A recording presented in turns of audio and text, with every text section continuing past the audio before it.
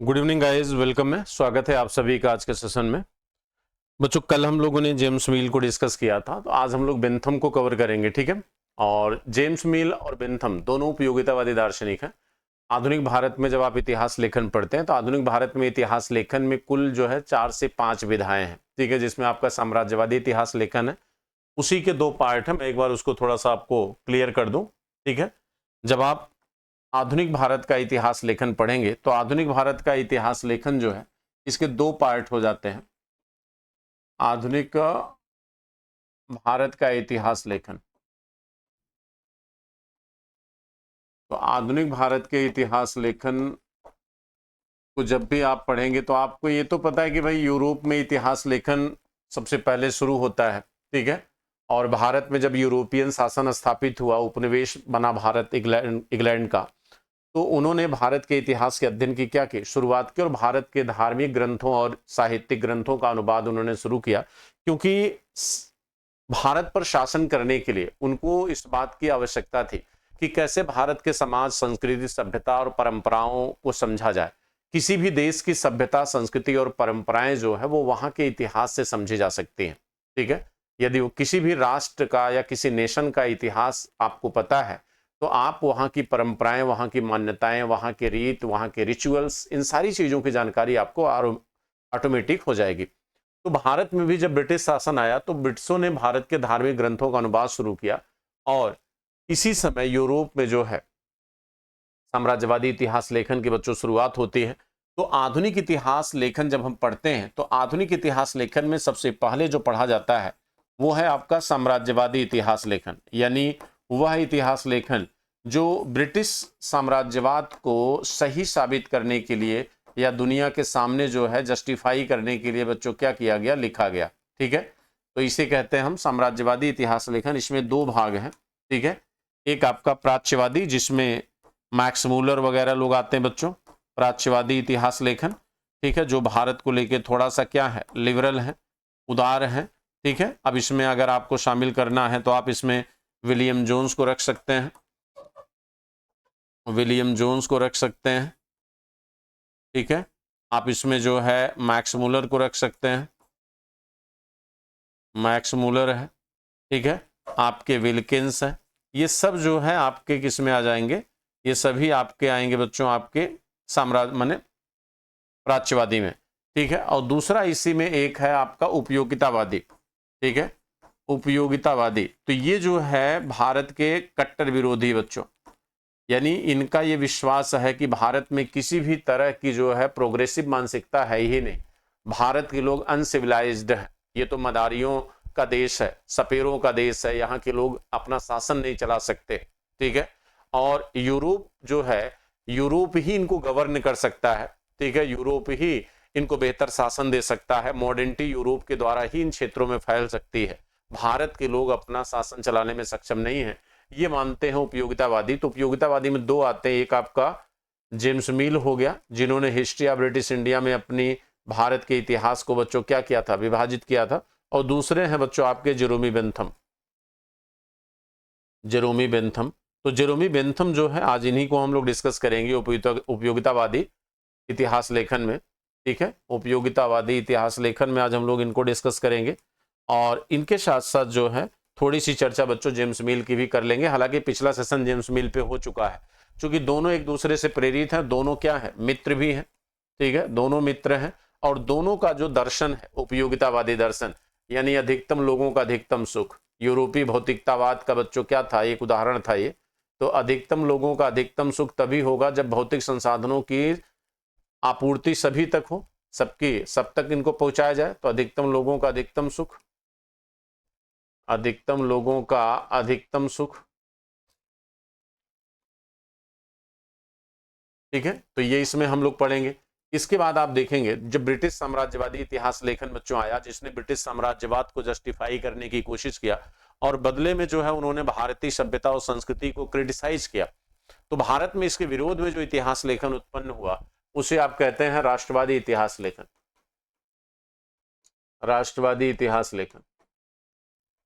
कौन सा इतिहास लेखन बच्चों, तो राष्ट्रवादी इतिहास लेखन, ठीक। तो राष्ट्रवादी इतिहास लेखन में आपके पीवी कांडे साहब हो गए, ठीक है, आपके हिंदू पॉलिटी के लेखक केपी जायसवाल साहब हो गए, ये सब राष्ट्रवादी इतिहासकार हैं।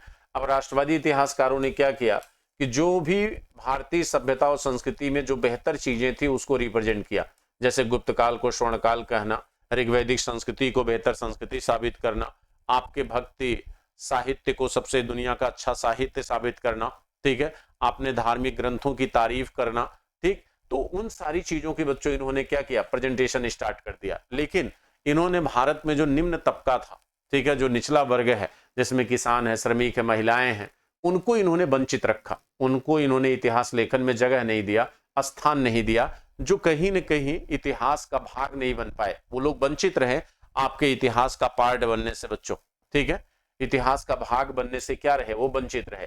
जिसके अपोज में अगला जो इतिहास लेखन पैदा हुआ वो है मार्क्सवादी इतिहास लेखन। बादल गरज रहे बच्चों, मार्क्सवादी इतिहास लेखन।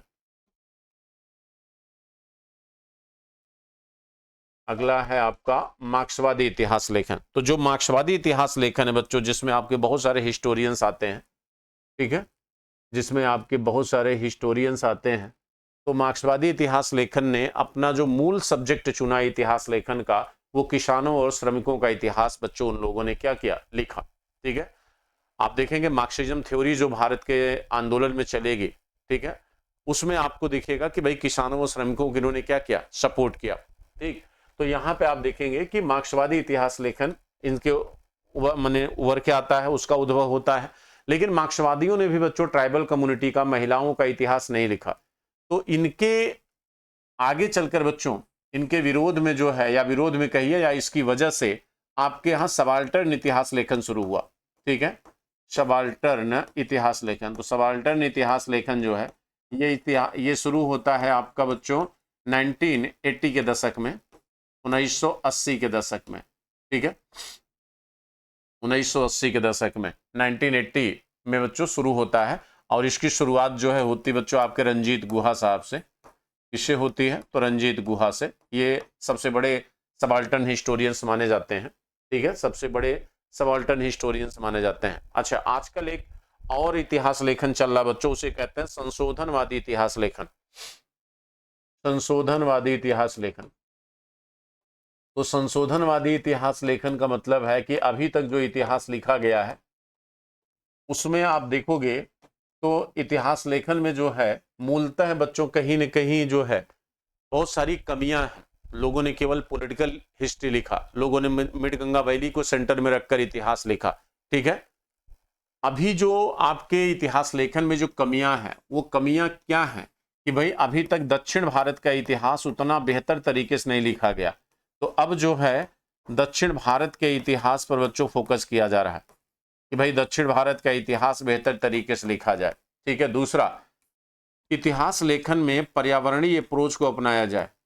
इतिहास लेखन जो लिखा जाए उसमें पर्यावरणीय अप्रोच को अपनाया जाए, ठीक है। यानी किसी भी सभ्यता के उत्थान और पतन में इन्वायरमेंट की क्या भूमिका है। जैसे आप देखो इंडस वैली का पतन और उत्थान जब आप पढ़ते हैं तो अब वहां आप पर्यावरणीय परिस्थितियों का भी अध्ययन करते हैं, क्योंकि किसी भी सभ्यता का उदय और पतन जो है वो पर्यावरणीय बदलाव पर बच्चों डिपेंड करता है, ठीक है। पर्यावरणीय इन्वायरमेंटल चेंज जब होता है तो इन्वायरमेंटल चेंज पे वो सारी चीजें क्या होती हैं, डिपेंड होती हैं। तो इन्वायरमेंटल चेंज पे वो चीजें डिपेंड करती हैं। तो इतिहास लेखन में बच्चों, इतिहास लेखन में पर्यावरणीय प्रभाव, इतिहास लेखन में पर्यावरणीय प्रभाव, ठीक है। फिर इसके बाद आप देखिएगा तो इसके अतिरिक्त जो है बच्चों आप देखेंगे तो अगला जो है आपके कहते हैं कि उत्तर पूर्वी राज्यों का इतिहास। उत्तर पूर्वी राज्यों का इतिहास, उत्तर पूर्वी राज्यों का इतिहास लेखन। अभी तक भारत में जो नॉर्थ ईस्ट के स्टेट हैं, चाहे वो नागालैंड है, मणिपुर, मेघालय, जितने भी स्टेट हैं, उनका इतिहास जो है वो बच्चों वंचित है, वो नहीं लिखा गया है उतना बेहतर तरीके से। तो उत्तर पूर्वी राज्यों का इतिहास लिखना जो है क्या है, आवश्यक है। इसके अतिरिक्त जो है नृवैज्ञानिक इतिहास लेखन, नृवैज्ञानिक इतिहास लेखन, नृवैज्ञानिक इतिहास लेखन, ये भी बच्चों आवश्यक है, ठीक है। नृवैज्ञानिक इतिहास लेखन, यानी किसी नस्ल का, ठीक है, जैसे अगर हम किसी एक नस्ल विशेष से जुड़े हैं तो उसके आधार पर भी इतिहास का अध्ययन क्या है, होना चाहिए, ठीक है, उसके आधार पर भी इतिहास का अध्ययन होना चाहिए। तो ये तो हमने अभी छोटी सी चर्चा किया केवल इतिहास लेखन की, और उपयोगितावादी दार्शनिक जेरोमी बेंथम को हमें डिस्कस करना है। तो हमारा मेन फोकस आज के सेशन पे होगा बच्चों जेरोमी बेंथम पे, क्योंकि हमने आपसे प्रॉमिस किया था कि जो भी अभी आपके जो इम्पोर्टेंट हिस्टोरियंस हैं, चाहे वो भारत के हों या भारत के बाहर के हों, जहां से क्वेश्चन आता है, जहां से प्रोबेबिलिटी रहती है कि क्वेश्चन पूछा जाए, वहां से पुटअप हो सकता है प्रश्न, तो इसलिए हमारा ये प्रयास है, ठीक है, कि हम उन टॉपिक्स को कवर कर दें या उन पर्सनालिटीज को कवर कर दें, ठीक है, जहां से प्रश्न आपके बन सकते हैं, क्वेश्चन बन सकते हैं, ठीक है। तो अभी देखें अगर जेरोमी बेंथम को बच्चों, तो जेरोमी बेंथम, इनका जन्म 15 फरवरी 1748 से लेकर 6 जून 1835 बच्चों, यानी जन्म कब होता है, तो 15 फरवरी 1748 को इनका जन्म होता है। और इंग्लैंड के बच्चों ये क्या थे, न्यायविद थे। इंग्लैंड के क्या थे, न्यायविद। इंग्लैंड के बच्चों ये न्यायविद हैं, फिलोसफर्स भी थे, दार्शनिक भी थे, विधिक और सामाजिक सुधारक यानी सोशल रिफॉर्मर भी हैं, ठीक है। ये चार ऐसे गुण जो है एक व्यक्ति में बच्चों बहुत कम दिखाई देते हैं। तो ये एक सोशल रिफॉर्मर भी है, फिलोसोफर भी है, और प्राकृतिक विधि के ज्ञाता भी हैं। और इनका जो दर्शन है वह है बच्चों, कहते हैं उपयोगितावाद के कट्टर समर्थक हैं। उपयोगितावाद के बच्चों क्या थे, ये कट्टर सपोर्टर थे, ठीक है, यानी अधिकतम लोगों का अधिकतम सुख, जिसके माध्यम से यूरोपीय वाणिज्यवाद और यूरोपीय वाणिज्यवाद के साथ साथ बच्चों यूरोपीय अर्थव्यवस्था को क्या कर रहे थे, सपोर्ट कर रहे थे इस दर्शन के द्वारा ये, ठीक है। तो यहां पर आप देखेंगे तो वह प्राकृतिक विधि तथा प्राकृतिक अधिकार के सिद्धांत के कट्टर बच्चों क्या है, विरोधी हैं, ठीक है। प्राकृतिक अधिकार के सिद्धांत का कट्टर विरोधी था, ठीक है। प्राकृतिक अधिकार के सिद्धांतों के बच्चों कट्टर विरोधी हैं, यानी प्रकृति या प्राकृतिक अधिकार का मतलब होता है कि प्रकृति पर सबका बराबर अधिकार है। ये ऐसा नहीं मानते थे, इनका ये मानना था कि जिसमें जितनी योग्यता है उसके अनुसार क्या होना चाहिए, वितरण होना चाहिए। तो ये प्रकृति के सिद्धांत को नहीं मानते। प्रकृति का सिद्धांत यह है कि सभी उसके लिए इक्वल है, सभी उसके लिए बच्चों बराबर है, ठीक है। ये आपकी थ्योरी है।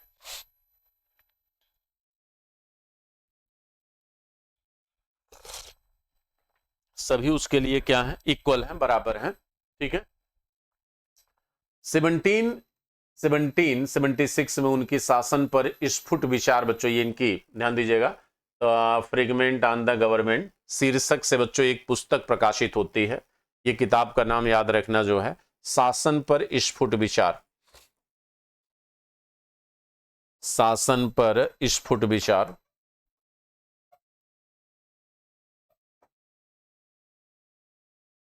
शासन पर स्फुट विचार, ये इनकी बुक है।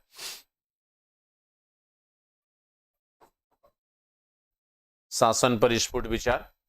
और इसमें उसने यह मत व्यक्त किया कि किसी भी कानून की उपयोगिता, किसी भी कानून की उपयोगिता की कसौटी यह है, किसी भी कानून की उपयोगिता की कसौटी यह है कि जिन लोगों से उसका संबंध हो, उनके अंदाज, हित, सुख की अधिक से अधिक वृद्धि वह करे। अब देखिए यही है उपयोगितावाद की थ्योरी। कह रहे हैं उपयोगितावाद की कसौटी क्या है, तो इसकी कसौटी यह है कि जिन लोगों से उसका संबंध हो, उनके आनंद, उनके हित, उनके सुख की अधिक से अधिक क्या हो, वृद्धि हो, और वह करे।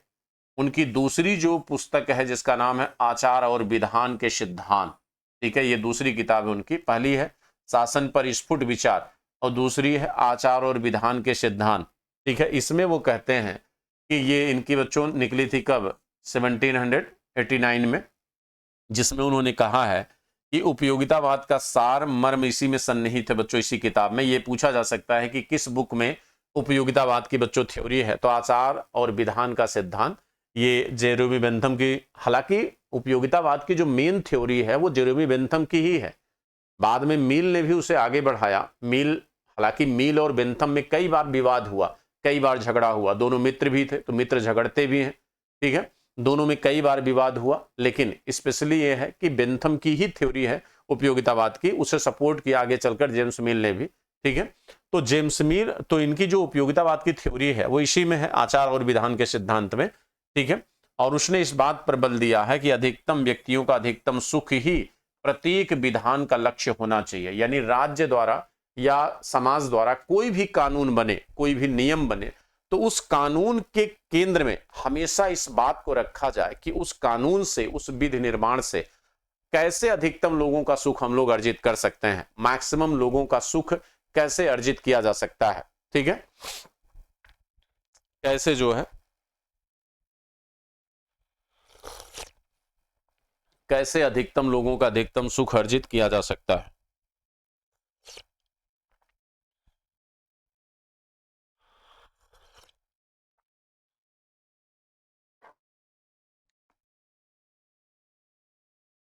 ठीक है, कैसे अधिकतम लोगों का अधिकतम सुख अर्जित किया जा सकता है। उपयोगितावाद का सिद्धांत वह अर्थशास्त्र में भी लागू करना चाहता था, क्योंकि अगर उपयोगितावाद का सिद्धांत अर्थशास्त्र में लागू होता तो इससे उत्पादन में क्या होती, वृद्धि। इससे क्या होती, उत्पादन में वृद्धि होती। ठीक है, इससे उत्पादन में वृद्धि होती।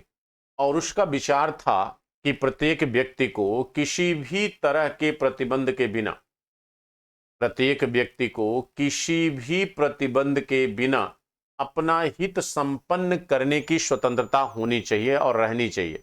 ये बात बहुत अच्छी है, ये हमको भी सही लगता है।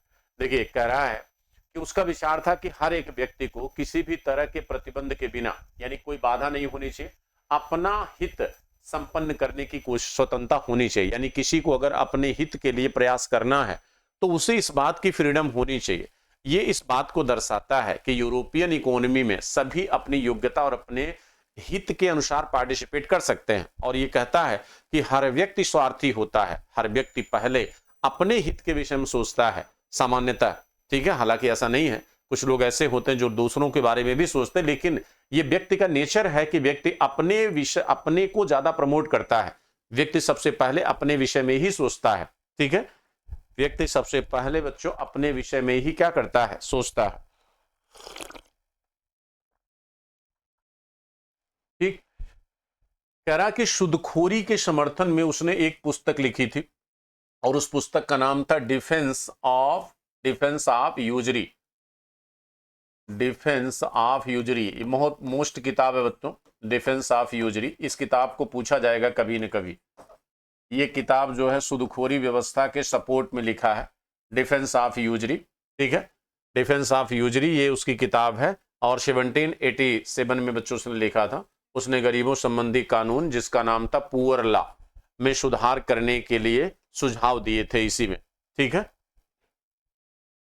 क्या किए थे, सुझाव दिए थे कि भाई गरीबों के लिए जो कानून है वो बनाया जाए और उसमें रिफॉर्म किया जाए। डिफेंस ऑफ यूजरी बच्चों ये ध्यान रखना। ठीक है, डिफेंस ऑफ यूजरी ये अच्छी किताब है और ये किताब पूछी जा सकती है। कहते हैं उन्हीं के आधार पर 1834 में उसमें कई संशोधन भी किए गए। पार्लियामेंट में सुधार कराने के संबंध में भी उसने एक पुस्तक लिखी। पार्लियामेंट यानी पार्लियामेंट में बच्चों रिफॉर्म करने के लिए उसने एक किताब लिखी थी, जेरेमी बेंथम ने। इसमें उसने सुझाव दिया था कि मतदान यानी जो वोटिंग का अधिकार है वो प्रत्येक वयस्क व्यक्ति को मिलना चाहिए। Most is the most important. Europe में पहले ये सिस्टम बच्चों नहीं था, वयस्क मताधिकार की व्यवस्था भारत में लागू हुई थी। वीमेन को तो वोटिंग राइट था ही नहीं यूरोप में।